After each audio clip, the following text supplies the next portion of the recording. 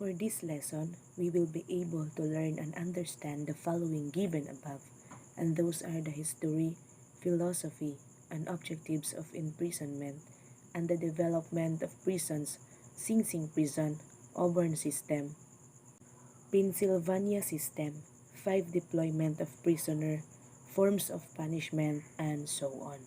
Philosophy and history of prisons. The history, philosophy, and history of prisons incapacitates those who are offenders for them to stop in committing such crimes and also putting them into rehabilitation so that he or she does not reoffend when released. Philosophy of imprisonment.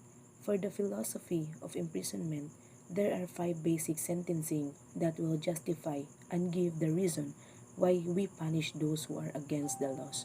Those 5 basic name retribution, incapacitation, rehabilitation, deterrence, and restoration. Later on, I will be discussing these 5 basic sentencing, but now let's move on to the purpose of imprisonment. So the purpose of imprisonment was to reduce recidivism, to protect our country and our society against any kind of crimes, because if there is no imprisonment, people will always do such bad actions that will lead them into criminal. Anyways, moving forward to the development of prison. We have the Sing Sing prison. It is a type of correctional place that has a maximum of security and can be found in the Ossining, New York. Let's proceed to the history of Sing Sing. In year 1826, it stated there that Sing Sing was one of the oldest penal institutions in the United States, and also in 19th and 29th centuries, the Sing Sing was the most well-known in the country. Continuation.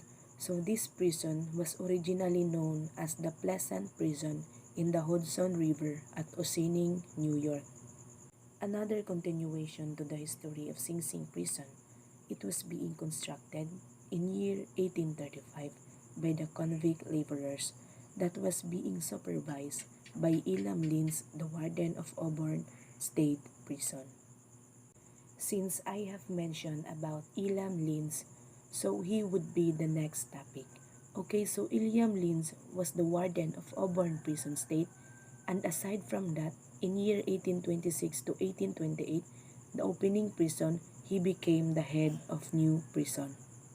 The 4-story complex will become 6 stones for the reason that most of the convicted criminals traveled using only the boat to Sing Sing.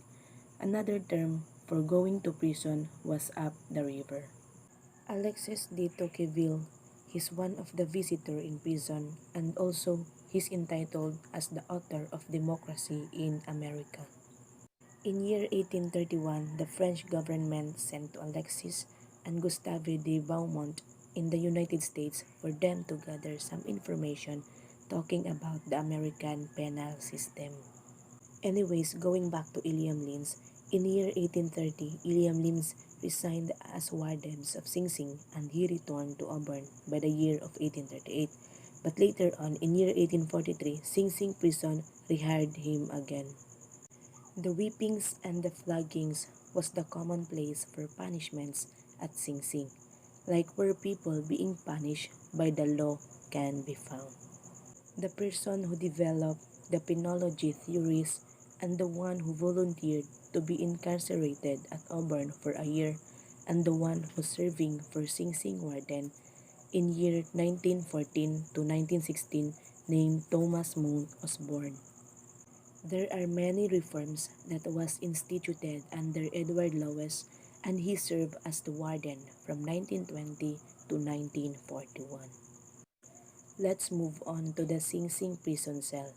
During 1910 to 1915 in Library of Congress, it was a cell at Sing Sing prison in Ossining, New York. There are a lot of Sing Sing correctional facility programs and services that can help people in order for them to be a good one. Okay, so it includes the alcohol and substance abuse treatment programs, the anger management programs. This program was somehow familiar to us. It's because of its own word, which is anger. Then we also have the educational, vocational programs, family development programs, guidance and counseling services, trauma programs, and many more that can be found in the PowerPoint. First is the alcohol and substance abuse treatment programs. This program refers to those people who drink an alcohol in a bad manner or they abuse those alcoholic drinks like the beer, tanduay, red horse, and many more. This program will help them to recover and to have a better treatment for themselves. Next, we have anger management programs. It is a psychotherapeutic, meaning a way to help people with a broad variety of mental illnesses and emotional difficulties. Let's say preventing an anger to control and emotions of every people. We also have educational vocational program. From the word itself, educational or vocational, meaning it is education that will help students or people in working as a technician.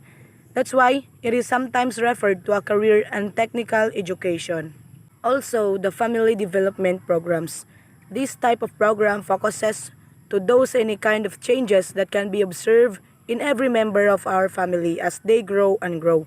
For example, the way they act, the way they collaborate or shows emotions towards us as a member of their family. Then we have guidance and counseling services. The very aim for this service was to encourage students and helps them to develop and know themselves more so that if there are some problems that may come to their lives, they will know how to handle it. Let's proceed to the recreational programs. This type of program was so familiar to us because it helps our body to have a fit and healthy lifestyle. Example for this are swimming, jogging, playing, walking, and many more. There are five values of recreation. First, value of recreation, community and social development and responsibility, health and well-being, environmental issues, then the last one is the leadership. This program helps to improve physical well-being, emotional health, and cognitive functioning. Also, this will help us to have a social interaction with other people. Religious services. This talks about the beliefs of other people in terms of their religion. For example, in the Catholic Church, there will be a church services every Sunday and other type of services like wedding, funeral, baptism, and so on. Then the sex offender treatment programs or SOTP talks about people who are offenders in terms of sex will be convicted or punished so that they will not cause another crime to other people and to reduce people who committed this kind of problem. Also, temporary release programs. This will give a privilege to offenders within 2 years of earliest being in prison to be back in their normal lives or to their home, but it is just only a temporary. Trauma problems. This refers to helping people who have a trauma problems in their past experiences. It is a very good program because this have a big impact to people who are being traumatized for a long time and even not a long time. Trauma is an emotional response to a terrible event like an accident, rape, or natural disasters. Transitional Services Program. This program help and assist individuals with disability in different kinds of activities, providing a knowledgeable educators and community resource for him or her to transfer or move from one place to another. Then the next one is Veterans Program, where it represents the federal learning in terms of securing a benefits for all the spouses and those who are beneficiaries. Let's move on to the next program, which is volunteer services and programs. From the word itself, volunteer, meaning you are not forcing with someone else to do that thing. It is just a voluntary way. This program offers a big opportunity to us as an individual because it engages in activities that will bring good news to our society. The purpose of this program was to help our community and put it in a safer, healthier, and happier places by the help of those who volunteered. Those are the different kinds of programs in Sing Sing Prison. And now let's move on to the next topic, which is all about the Pennsylvania system. Let's take a look to its definition that can be found in this page and the incoming two pages. So meaning that in year 1790, Pennsylvania system was developed by the Pennsylvania Quakers and a prison in an early times that requires prisoners to be quiet or to remain silent. Let's differentiate the Pennsylvania and Auburn system. So the Auburn system was criticized because the way they serve or manage any kind of punishment was too harsh to the point that they might lack rehabilitative potential. While the Pennsylvania system was criticized because of their amount, like it was too costly because they focuses the solitary confinement. So here is a question. How does Pennsylvania system works in the rehabilitation of criminals? So those who commit a crime that is not so serious or just a simple crime got bail, while those serious crimes will be punished in a way of hard labor. Let's now move on to the 5 different types of criminal punishment. The incapacitation is the most function kind of punishment that talks about those who are offenders that will be put in the prison, or let's just say controlling their freedom so that they will not hurt other people again. In criminology, the incapacitation referring to people who are incapable of doing such crimes. So the very main aim for this punishment was to protect people and the public from any kind of offenders, and the solution for this was to remove them in that particular society in a way of punishing them and putting them into prison. Same thing to the goals or the aims of incapacitation. The incapacitation and protection assures that they can protect the public places of area or any possible crimes in the future. The very main purpose of incapacitation is to stop people from committing crimes towards our society and to avoid hurting or to not harm people. The incapacitation has its own analysis, which are the advantages, disadvantages, and features. For advantages, incapacitation helps people in terms of safety even if they are in public places. For disadvantages, it is not long-term solution for crime and can be costly and so on. Let's move on to the incapacitation's features. Features are those things and situation or whatever makes those who are offenders incapable of committing crime. So there are 4 types of incapacitation. Those are the custodial, where it means the transportation and incarceration. The mechanical meaning electronic monitoring, transmitter, psychological, and so on. Then the psychological and also the surveillance refers to special intensive supervision, video home monitoring, and community monitoring. The deterrence. It means that avoiding such crimes or accident. Let's see the example provided below.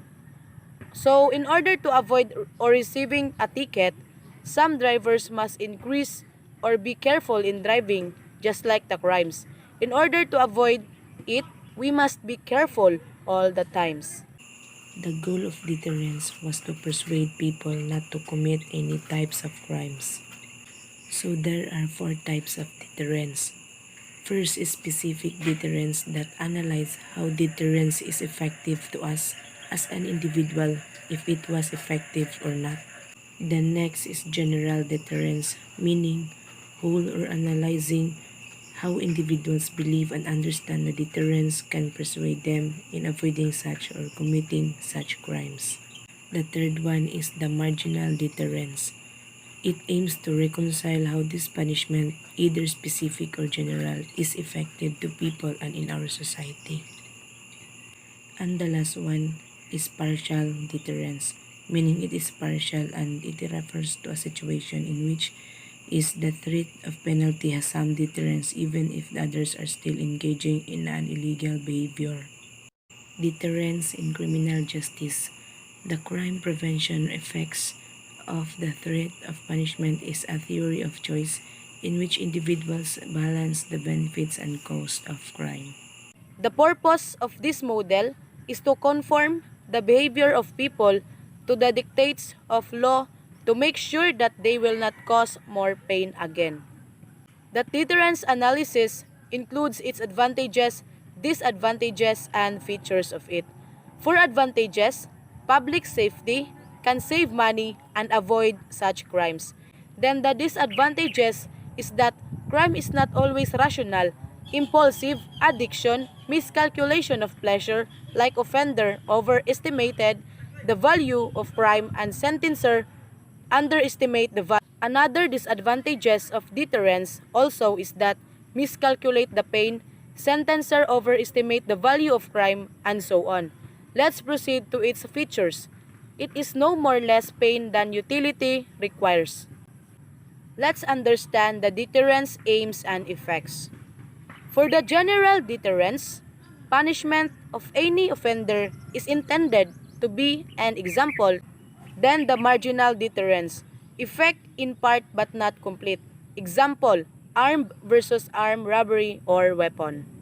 When we say retribution, it is an act of giving such punishment to those people who committed crimes. So in exchange for the crimes that offender did was to punish that person, for example, the death penalty, or putting them into the electric chair. So retribution is the oldest form of punishment, and if we're going back to the old times, the retribution has roots in Judeo-Christian, the tradition of justice. The retribution has advantages and disadvantages. For the retribution analysis, it includes advantages, which means satisfies public sense of justice, and disadvantages that indicates severe, harsh, inhumane, expensive, tough prisons are costly. For the features, harshness, severity, no programs, only backward looking toward the crime. Good example for this punishment was a judge, because we all know that judges are the one who has the authority to say or give a decision if that person will face a life sentence or a death penalty. The rehabilitation. Rehabilitation refers to helping patient who encounter such accident in terms of breaking his or her legs and cannot walk again, and if they have been traumatized or cannot remember anything, and many more. Those are the examples of people that will be put in rehab so that they can recover easily and as fast as they could.